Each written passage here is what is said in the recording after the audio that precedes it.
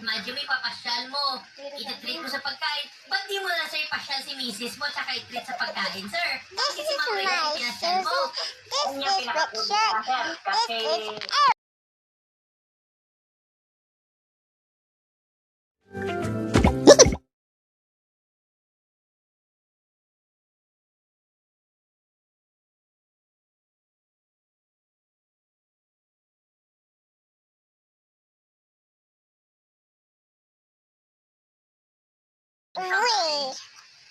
Ganon yung mga ano niya. Reklamo niya sa akin. Is this Ellie?